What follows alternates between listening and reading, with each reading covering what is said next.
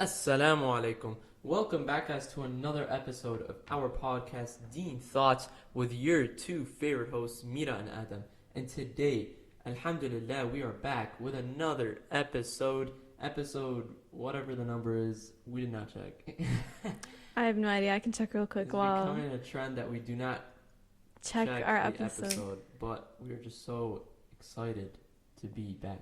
It has been a little bit of time, but Right. alhamdulillah. need to be more Yeah. consistent. Episode 46. 46. Alhamdulillah. Wow. Alhamdulillah. 46 episodes into this podcast. Maybe we'll split it into season 2. Who knows? Anyways, back to our topic for today. Or let's actually start with our topic today. We are going to read a poem to start the topic. To give a little intro To give it a to try. our topic. We're using a book called... Oh, shoot. It's What is it called? advice from 100 Pieces of Advice by Ibn al-Qayyim. Mhm. And we will link the book. This so that book you guys was can beautifully recommended by One a of brother our who's friends. been on the Yes. podcast actually. Yes. Basil. Basil, yeah, yes. So he'll Shout get out all to the Basil. ajr for today's episode, inshallah. For sure.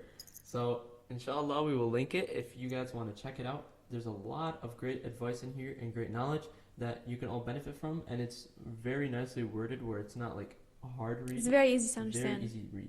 So, But we actually inshallah. picked the topic from the suggestions. So if you don't follow us on Instagram, we do post reels on our Instagram. Make sure you do follow us.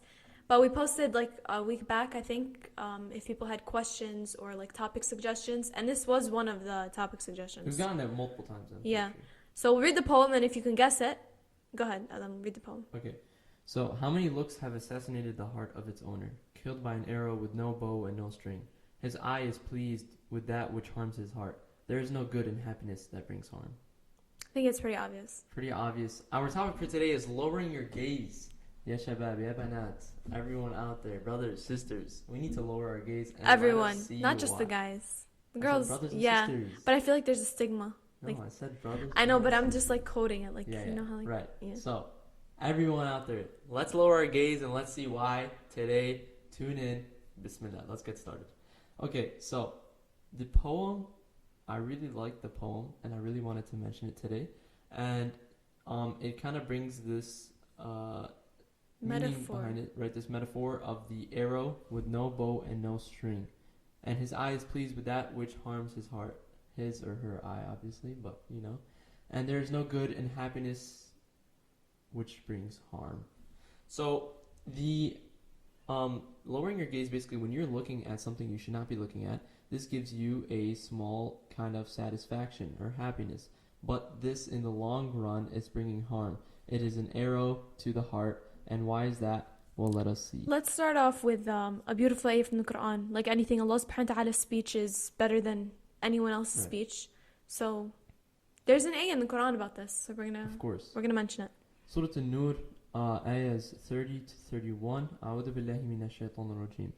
قل للمؤمنين يغضوا من أبصارهم ويحفظوا فروجهم ذلك أزكى لهم إن الله خبير بما يصنعون وقل للمؤمنات يغضضن من أبصارهن ويحفظن فروجهن. And So- the ayah I think continues on. No, I it's believe. there. It stops Ends there. there? Okay. Yeah, it stops there. So the translation is tell the believing men to lower their gaze from looking at forbidden things and protect their private parts from illegal sexual acts, etc.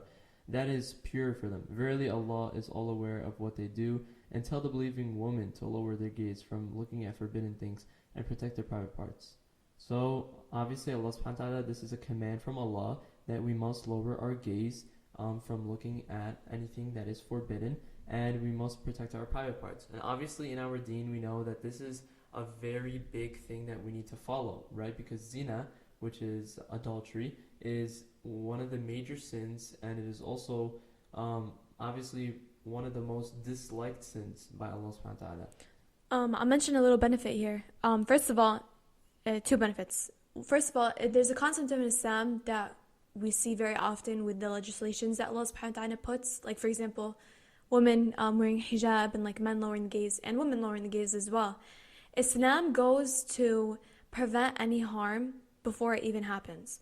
So like the steps, any khutwa that might lead to something that is harmful is forbidden, or anything that might even be good, an action that is good but it leads to a harmful outcome is forbidden in our deen.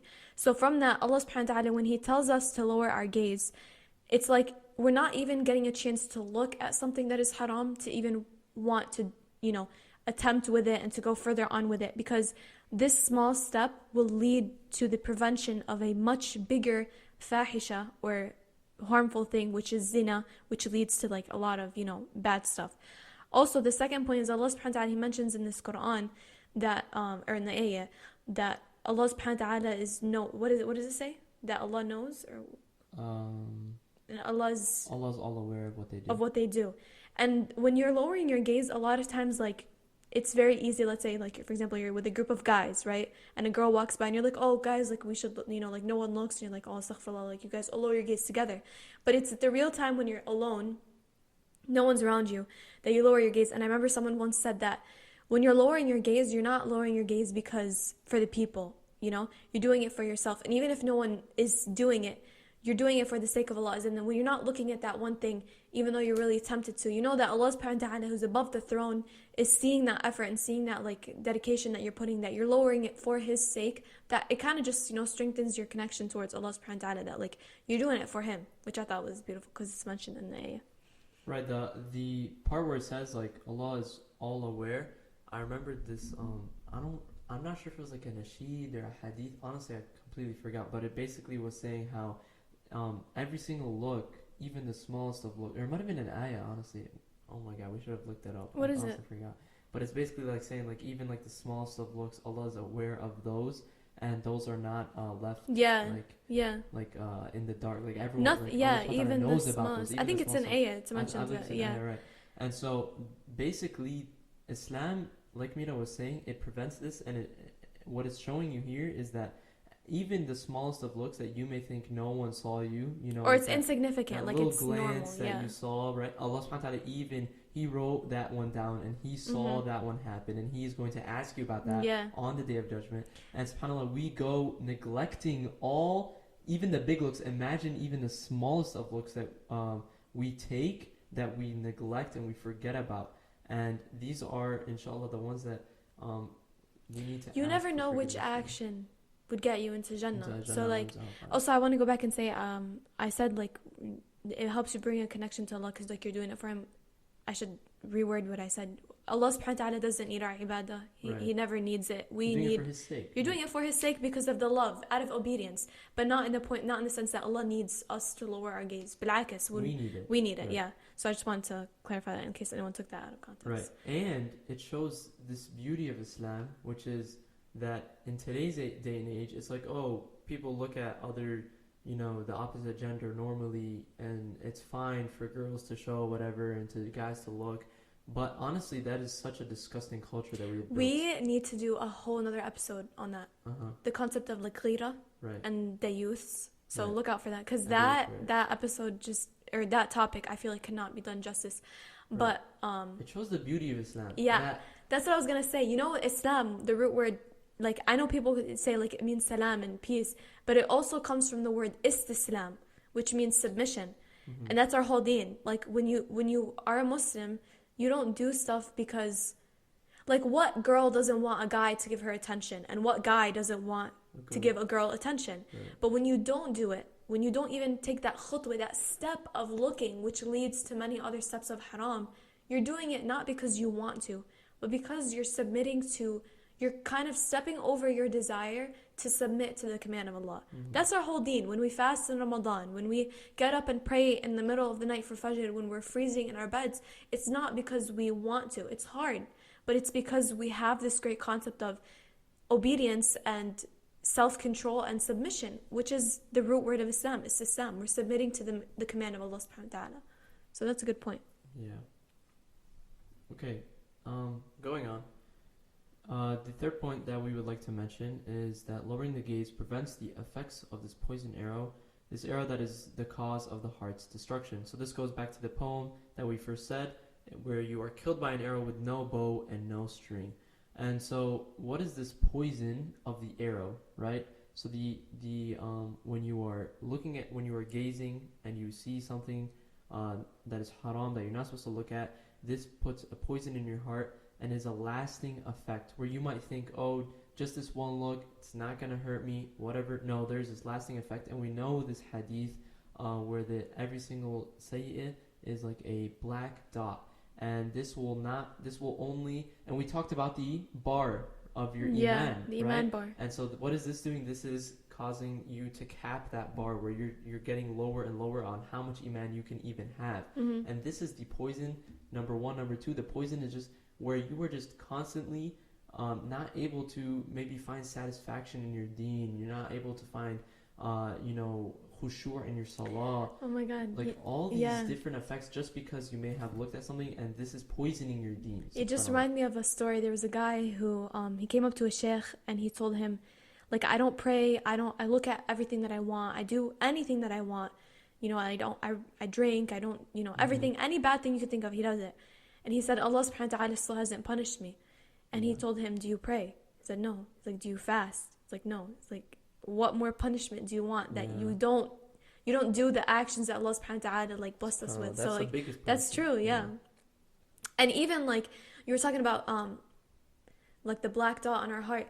There's I think it's Ibn Taymiyyah, he mentions like your heart, your eyes and your ears are a gateway into your heart. So like anything that you see and anything that you hear, and even your tongue, I feel like, because things that you say, it all affects your heart. We know the Prophet Muhammad sallallahu alaihi wasallam, he says in a hadith that inna fil jasadi mudgha, that in the body there's a morsel of flesh. إذا صلحت صلح الجسد كله وإذا فسدت فسدت الجسد كله ألا وهي القلب. That in the body there's a morsel of flesh that if it's upright, then the whole body is sound and upright. But if it's corrupted, then the whole body and all of its actions are corrupted, and it's the heart. And one time he was sitting with his companions, and the Prophet Muhammad sallallahu alaihi wasallam, he took his hand and he pointed to his heart and he said, "At-taqwa ha huna." That taqwa lies here in your heart.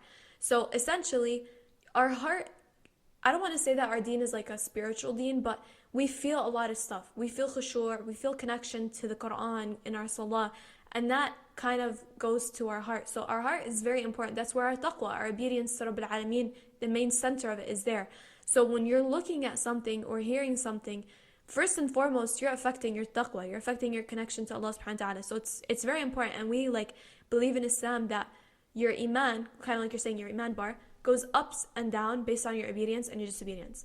When you disobey Allah subhanahu wa ta'ala, it goes down naturally. But when you obey Him, it goes up. And looking at stuff that you're not supposed to be looking at is a form of disobedience. So it kind of all adds up.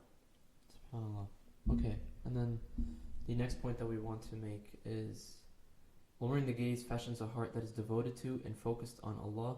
Letting the gaze wander distracts the heart and keeps it far from Allah. There is nothing more harmful to a person than letting his gaze wander, as it creates alienation between a person and his Lord. So it kind of brings about this concept that when you are lowering your gaze, you are in obedience of Allah subhanahu wa ta'ala, and you are in a constant obedience, especially when you are in a place filled with fahisha and just people all over that you can look, and fitna and whatnot. And when you are letting your gaze wander, what is this doing? Why does it keep you far from Allah? Because you are just going for your desires. Just whatever I want, I'm just going to look at. My desires, I'm just going to no self-control. Follow my desire. No self-control. Even though Allah's watching me, you're not even, you're neglecting Allah subhanahu wa ta'ala. The fact that He's watching you, watching every gaze that you look at, but you don't even care about that, and you're just, okay, let me look at whatever I want. And this is harmful. And here it says there's nothing more harmful to a person than letting his gaze wander, because it creates alienation. It creates this separation between you and Allah.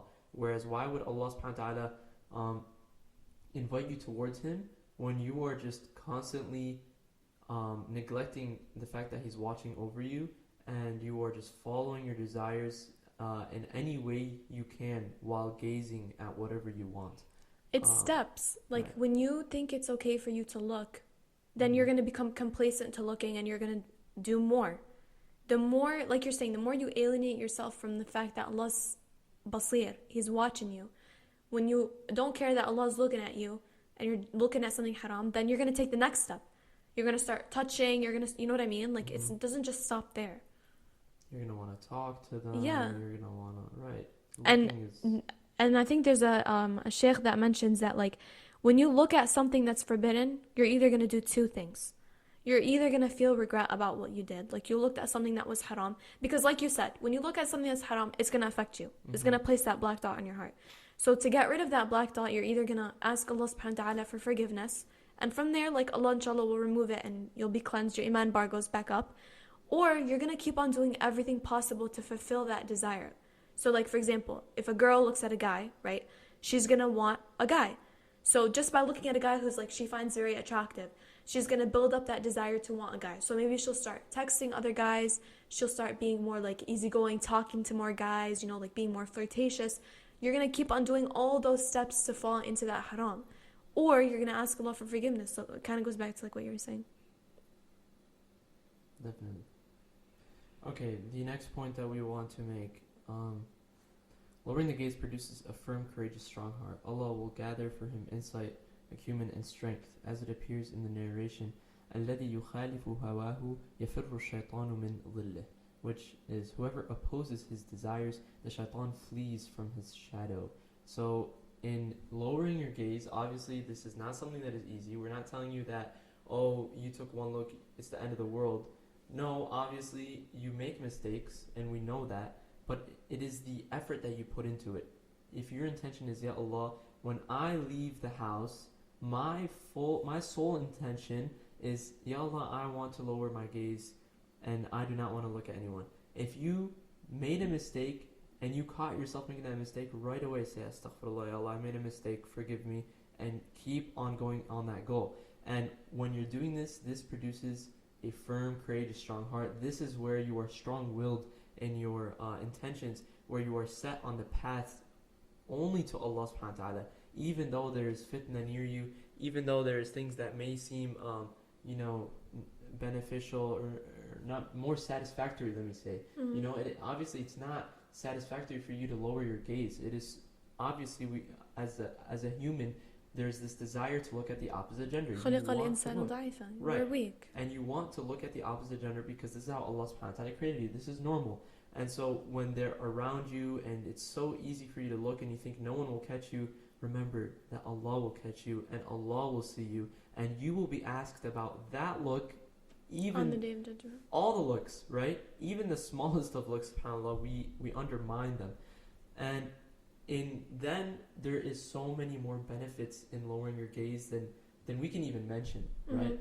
And so in reality, your satisfaction comes where? From lowering your gaze, even if it might be in the future. But the short-term happiness, the short-term satisfaction is from looking.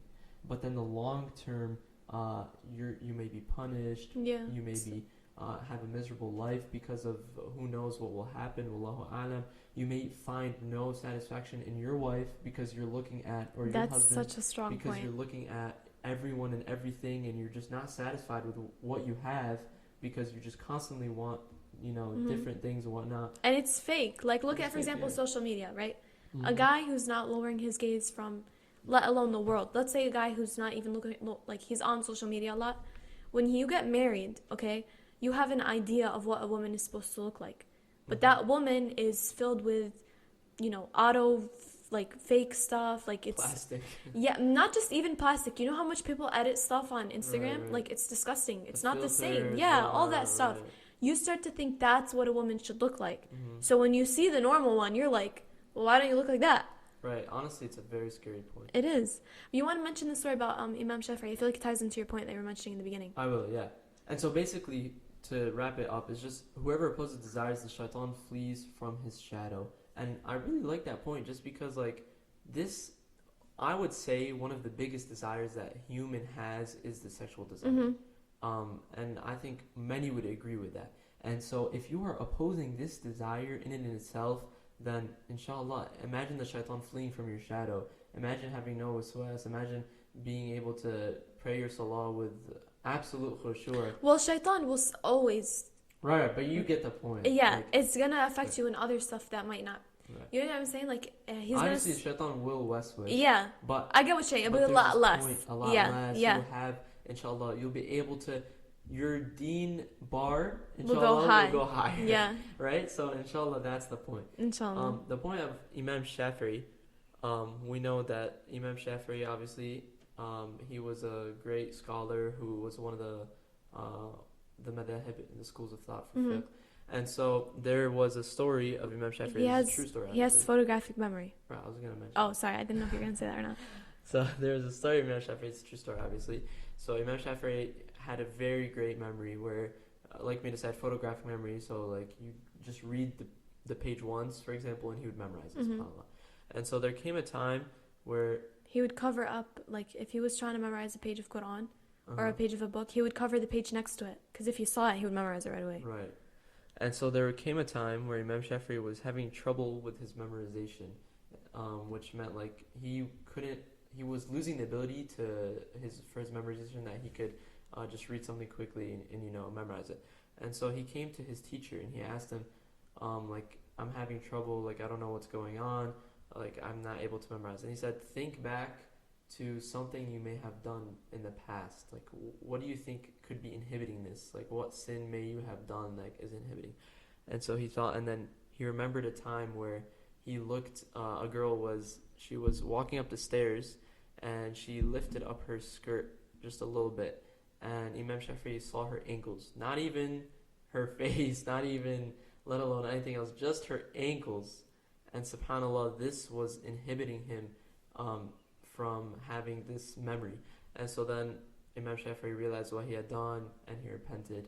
And, That lasting effect, the subhanAllah. lasting You know, effect. like of And that's that the one poison. nazra, that one look. That's the poison that we're Yeah, talking about. The the arrow arrow. that hits with the poison. So you can imagine nowadays our lives Ugh. filled with Yeah. looks and poison in our hearts, and then we come to memorize Quran, and why is it so difficult to memorize? Why is it so difficult for me to go even read the Quran, to Yeah. even pick it up on a daily basis? Why is it so difficult?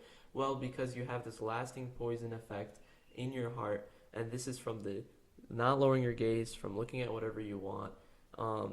And subhanAllah, it's tough. And something else, honestly, I want to mention is that as everyone goes through the struggle, right? Everyone goes through the struggle, and we should not give up on where we are. Because many of us, we may look at our lives today, and after listening to this, we may say, I am so far from where Imam Shafi'i was. Well, obviously, He's Imam Shafi'i. He's Imam Shafi'i. So his iman obviously is to a point where we probably will never be able to go. Right? We aspire to be there. We aspire to be Yeah. there. And so you should never be discouraged in where you are at. You may look at yourself today and say, I never lower my gaze and I have so much trouble with this.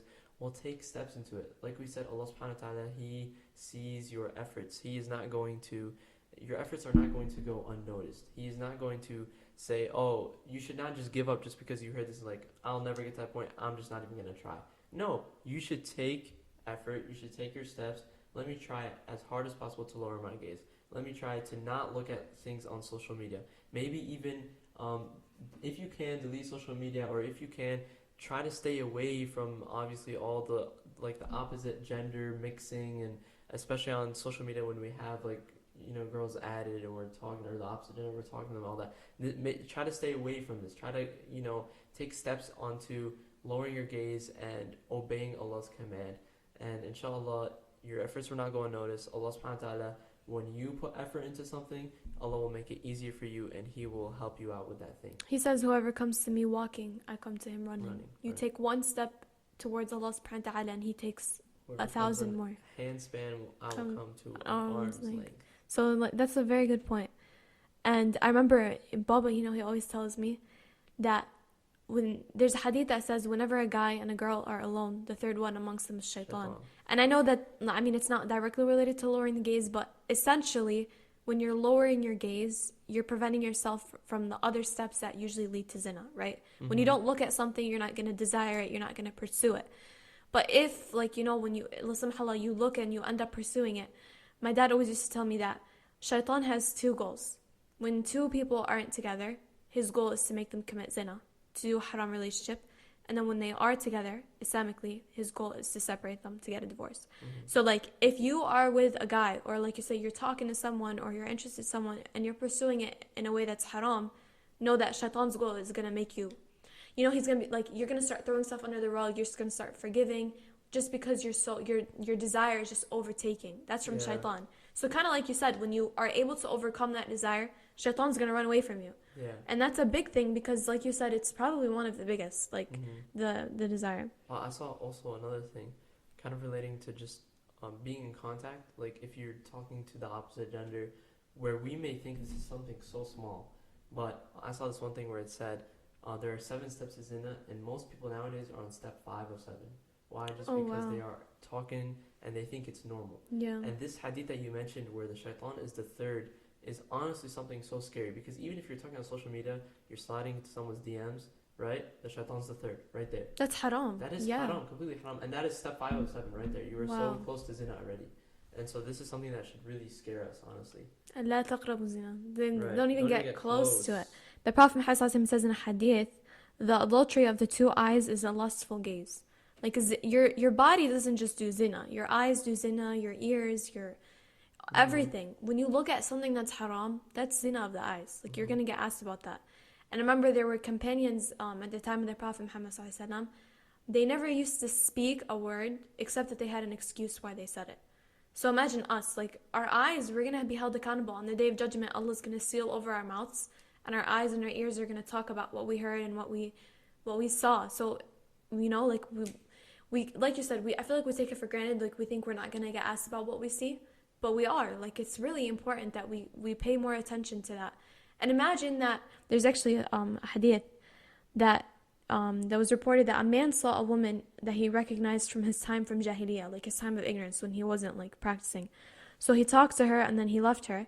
He turned back to look at her while she was walking, and a wall collapsed on him, leaving scars upon his face. He went to the Prophet Muhammad ﷺ and he told the Prophet, and the Prophet told him, if Allah intends goodness for his servant, he hastens his punishment in this world. Yani that was so bad for him just to look at her and talk to her, that Allah subhanahu wa ta'ala punished him in this world so that he could free him from the punishment of the next. Can we just imagine though that a wall collapsed on him? On his face. On his face. That was his punishment for looking at and speaking. One girl one time. Whereas nowadays people are doing it every single day. Yeah. So what is your punishment? It's crazy. Like it's become so, I don't even think people think it's a bad thing anymore. Like it's become so downplayed. Like that's it's what I'm saying. Like people free mixing. People show it off. Yeah. Like, oh look, I got this person. Yeah. I'm talking to this person. Dude, like what are you showing off? Like this is not something to be excited and happy about. You should honestly be weeping right now. Yeah. There's I think one of the it is like, oh, I got this girl or whatever. There's this isn't it like one of the signs of the Day of Judgment, like that people free mix, and the Rasul ﷺ, he says in a hadith that's like when my ummah is going to become destroyed, when they start free mixing, because it just leads to so much negative. Like honestly, kind of going back to what you said, zina is probably one of the biggest problems in our society. And anything that leads up to zina and anything that follows zina, whether it be unwanted children or divorce or mixed up families, you know, all of that stuff is just so negative. But with Islam and the solution that Allah subhanahu wa ta'ala gives us, our society would be so much better. Yeah. Be so much more like protected. And even to end it off, there's a hadith that says 3 eyes that will never see the hellfire. It's an eye standing guard in the way of Allah, like someone who does jihad fi sabilillah, who fights for the sake of Allah. An eye weeping from the fear of Allah, and an eye lowering its gaze from what Allah subhanahu wa ta'ala has forbidden. And actually, like lowering the gaze, it's not just from the opposite gender. We're also supposed to lower our gaze to things that are just harmful, things that are haram. Like, for example, there's an ayah in the Quran that the Prophet Muhammad ﷺ, I don't know if it was told towards the Prophet, but it's an ayah that says, like, don't look at people who we've given them like wealth and money, زهرة الحياة الدنيا, like the beauty of this world, and then Allah subhanahu wa ta'ala says, لِنَفْتِنَهُمْ فِيهِ. Everything that people are given is a form of test, whether it be poverty, whether it be wealth, beauty. So Allah subhanahu wa ta'ala is telling us a principle, don't look at people who you think are above you, like people who have more wealth, more status, because it's a fitna for them, it's a temptation. And when you look at that, you're going to long for it, and you're going to start to do everything that's going to be your main goal, to become wealthier or prettier or in more status. All of that is harmful. It's not just looking at the opposite gender. It's looking at stuff that Allah's given other people as well. This dunya. You gotta lower your gaze on not just the opposite gender, but the dunya. Things that, the cars, the money, the girls, all that, just don't look at it. Because what you don't look at, you won't want. You won't know it's there. That's true. You know? Plus, when you look at people that are higher than you, you become ungrateful for what you have. Well, exactly. Well, if you're looking at people lower than you, you know, people who don't have as much as you, You're going to be grateful. Yeah. Oh, alhamdulillah, I have this. Yeah. Yesterday's panel of the khutbah was all about how we should be thankful and grateful for everything that we have, and we take so much for granted. Mm-hmm. And one of those things is our eyesight alone. Yeah. And so how are you guaranteed that when you are not lowering your gaze, this may be, yani, subhanallah, what guarantees you that Allah will not take your eyesight away from not lowering your gaze? What guarantees you? Yes, subhanallah. And at the same time, not only are you sinning because you are not obeying Allah subhanahu wa ta'ala's command, but you are abusing Allah subhanahu wa ta'ala's ni'mah upon you. Yeah. Allah subhanahu wa ta'ala gave you this eyesight, and you are abusing it by looking at what you should not be looking at. So subhanallah, it's like twofold where you are. Because they're not ours. They're not ours. This is a ni'mah from Allah. Yeah. And subhanallah, how much like blessing is your eyesight? Like I remember there was this video. It was Steve. Oh yeah, it's on One Path Network. One Path Network. Yeah. And so he went. There was a blind man, and he covered his eyes completely as if he was blind, and he like did the whole day just him to test out what it would feel like to be blind. And at the end, he was like, "Man, like we take this so much for granted." He was like honestly, being blind is like it's so tough. Like it's so difficult. Like you take so like even while you're eating, he was like eating. He was like, even this alone, not only the fact that I can't see my food, I can't even see what's on my face. I don't know if I'm like embarrassing myself or not. And so honestly, the eyesight is one of the biggest blessings we have. So do not abuse that blessing that Allah subhanahu wa ta'ala has given you. And try to, like we said, work on this. Obviously, no one's perfect. Everyone makes those mistakes. Everyone may have looked in the past when they shouldn't have. And there may be even times in the future, but the important thing is that you realize you're doing something wrong and you're working upon that. Tawbah. Tawbah, Allah is always ready to forgive for anything. Right. And you may be making this mistake. You may be even so far where you're looking at filthy things where you shouldn't be while you're alone in your room or whatnot. And so we need to take those steps, subhanAllah. You know, try as much as possible to go without this, to not look. And ask Allah subhanahu wa ta'ala to make it easier. Right. It's not easy because our our society or our environment is very much hypersexualized. Definitely. So it's hard. It is hard, but you know, like it's a jihad for a reason. And also, like you said before, when you were with a group of friends where they're all lowering their gaze, obviously it's so much easier. Yeah, it is. So what does that mean? Surround yourself with those people. Why? Like we need to surround ourselves with the people who will tell us to lower our gaze. Yeah. Where if there is a girl, they'll be like don't look, trust me. You know? Yeah. Also, I don't know. Like I guess Adam's be a question I'm gonna pose to you. Like, do guys have the stigma that, you know how some girls like they find it disrespectful if a guy doesn't look at them? Right. Like, for example, you're talking to me right now, and like you're not my mahram, you're a random guy. No, I'm mahram, guys. So yeah, no, we talked about this already. Someone we had a question. He was like, "Are you guys mahram?" We're like, "No." Yeah, we're siblings. We're siblings. But let's say, for example, you're a random guy, right? Right. Do guys think like girls find it disrespectful if a guy doesn't look at her while she's talking? Yeah, I mean, it depends. I know some girls do. Wait, do guys find it? Like, do you think, like, do you feel weird not looking? If a girl's not looking at me? Or no, if you're not looking. Yeah, it's kind of, like, if I'm, like, looking at the ground or something. Yeah.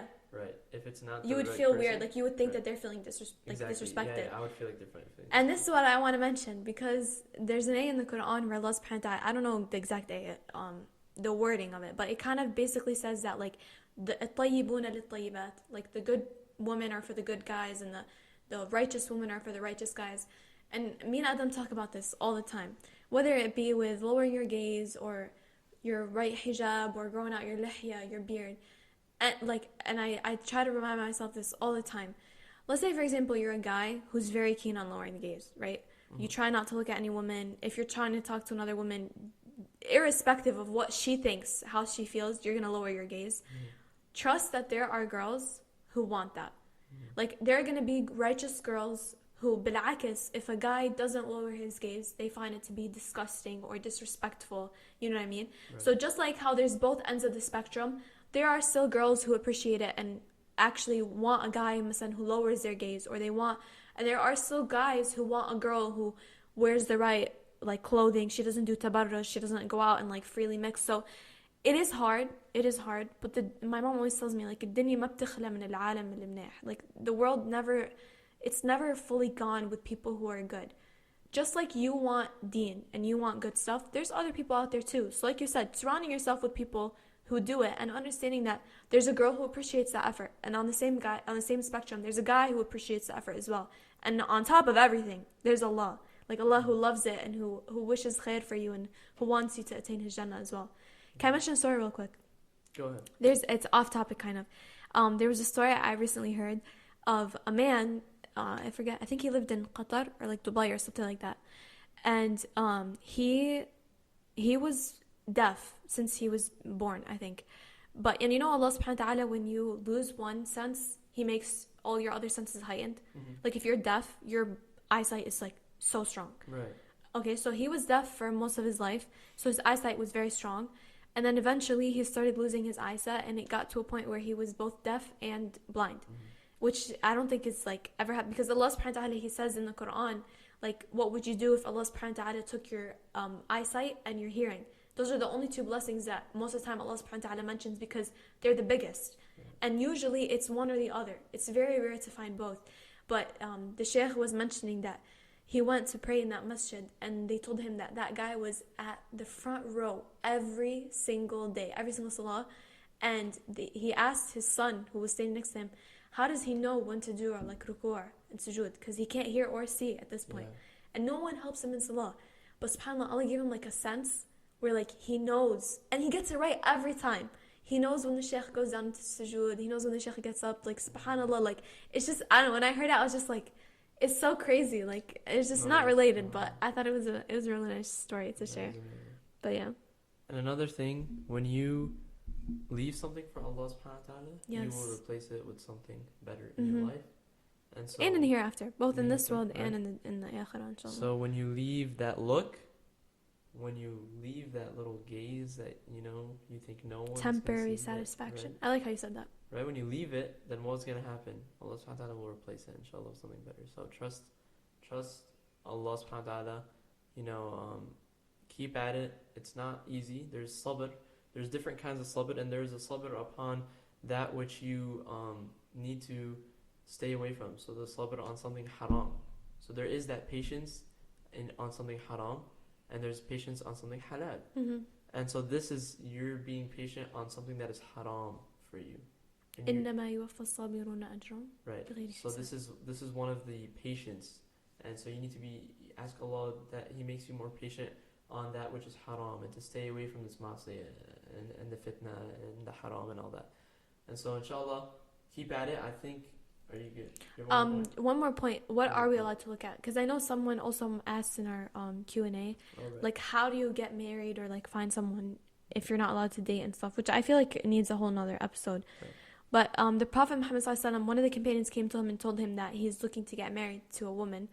And the Prophet Muhammad ﷺ told him, have you looked at her? He said, no. He said, go look at her. So I think some people take this hadith out of context. And they're like, if I'm interested in a girl, I'm allowed to look at her as much as I want, and like as many nazras and like whatever, it doesn't, because I have pure intentions. I really want her, you know? That's not how it works. The way that it works is, let's say, for example, like you ask for a girl, okay, and you're having a sit down, you're allowed to look at her. Yeah, but that doesn't mean you go out on the streets and any girl that you think is attractive, you look at her in the same like, oh, I'm gonna marry her. No, it's only when it's actually serious, the parents are involved, it's a serious proposal, you're allowed to look at that which you're married. Because essentially one of the benefits of marriage is that you're able to lower your gaze after, right? Because you're able to like fulfill your desires. So you need to make sure that this is someone that you're genuinely attracted to, but kind of just make sure you don't take that hadith out of context. Like it doesn't mean you just look at anyone that you find attractive. But yeah. Okay, so I think that's a wrap. That's a wrap. Inshallah. Keep at it, guys, brothers and sisters. Inshallah, we will see you guys in Jannah, hopefully. In Jannah. Let's all make dua for one another, you know, for the community, to help to grant us sabr on the ma'asiyah, and to help us lower our gaze. Everyone is going through this struggle, especially in this day and age. Let's keep at it. And we'll see you guys in the next episode, inshallah. Assalamu alaikum.